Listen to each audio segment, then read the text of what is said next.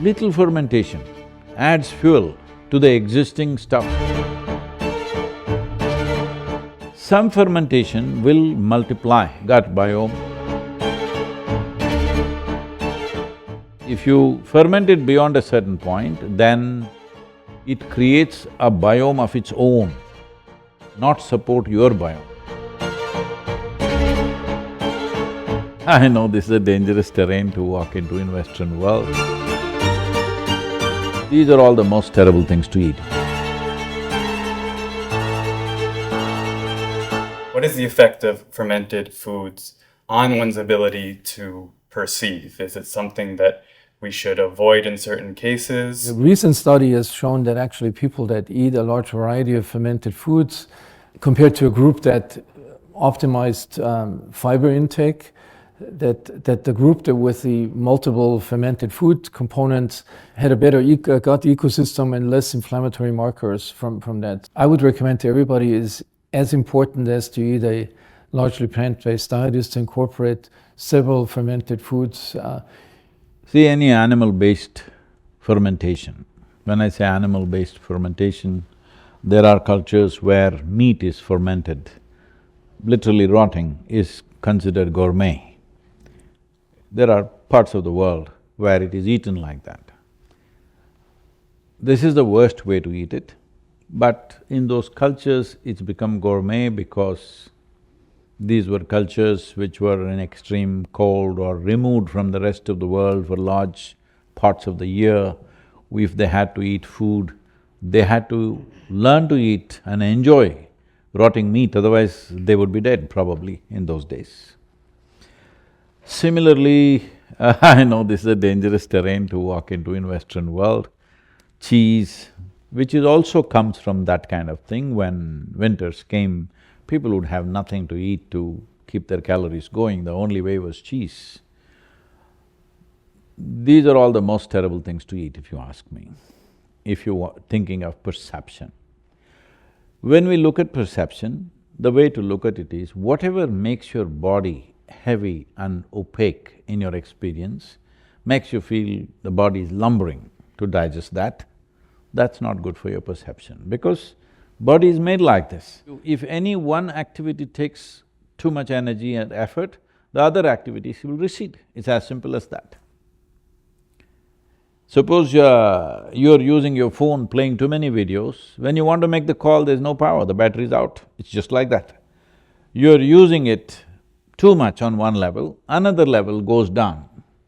So to keep the digestive process being a survival process, to keep it at where it should be, nothing more, nothing less, is important. Some fermentation will multiply the gut biome in many ways.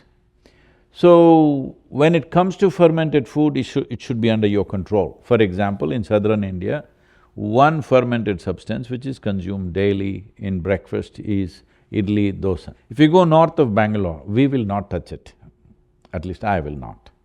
Because one thing, the idli feels like a golf ball. In the south, idli feels like a flower. As you go north, it becomes a golf ball, you could play with it. And they don't know how to ferment. They have over-fermented it all the time. So in south, it's becoming difficult there also. Otherwise, every woman at home would know, she'll just always with little finger, they touch it like this. No, this can't be used.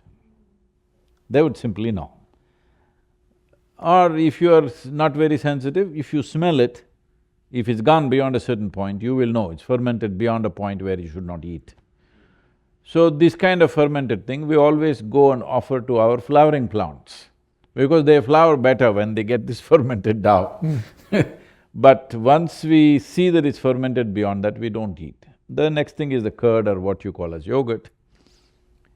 It is just overnight fermented, it must be still sweet. If it's becoming sour, little sourness is okay, if it crosses that, we won't eat.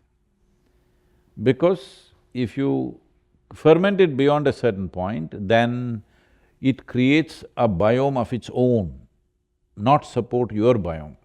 Little fermentation adds fuel to the existing stuff that is… Your stomach or your alimentary canal is fermentation. but it is a certain… fermentation is a certain culture, all right? Is it the right word, sir? Yeah. It's yeah, a culture. yeah. It is a certain culture. So you want to culture this in a certain way that's beneficial for you, not simply culture it whichever way. If your stomach feels like a beer factory, then what? You're talking about perception. If you're talking about perception, your stomach should send signals to become more and more alert and sharp. If it makes you like this, then where is the perception? So one thing is, any animal food which is fermented, we normally don't eat at all. If you must eat a little bit of curd, but that is only overnight fermented, 6 to 8 hours. If it's summer, just 4 to 5 hours. That's how we ferment, very carefully. If people want to have a meal at 1 o'clock in summer in the afternoon, they will ferment it at morning 8 o'clock, 9 o'clock, because the temperatures are hot. If it's cooler seasons, they'll ferment it just before going to bed in the night, next day it'll be ready. And this fermented thing, how you treat it. These days all this is gone, people around my table, I'm always trying to bring some sense to that. In our homes, if there is a curd which is just caked, you can't just put a serving spoon like this.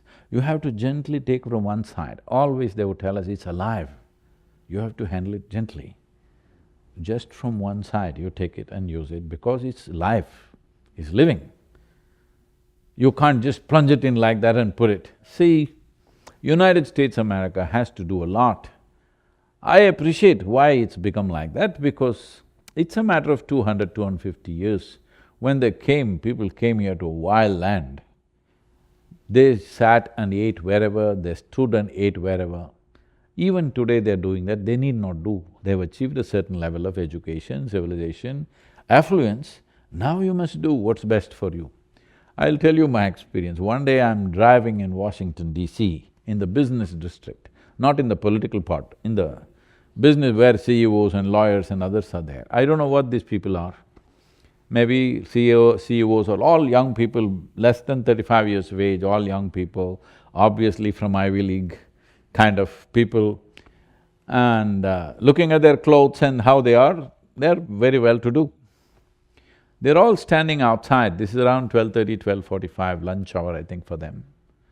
And there is some cart, maybe it's I don't know, a hot dog or some dog part or cow part, something it is selling. All men and women dressed very well, they're all standing there holding food in their hands and like this hacking at their food. I just saw this and tears came to me. What's happened to these people? They're well-to-do, at least they can sit on the ground and eat properly. No, they're hacking at food like even a wild animal won't eat like that. This is not good. Yeah. How you eat something is as important as what you eat, because you and food are not two separate things. Your body, the food that you eat, the soil that you walk upon, the water that you drink and the air that you breathe, these are not different from you, it is the same stuff here. It's just giving us an individual experience. If you treat it with as much love as you treat your children, if you can't see it as divine, at least if you treat it with as much love as you would treat your children, it would do fantastic things to you.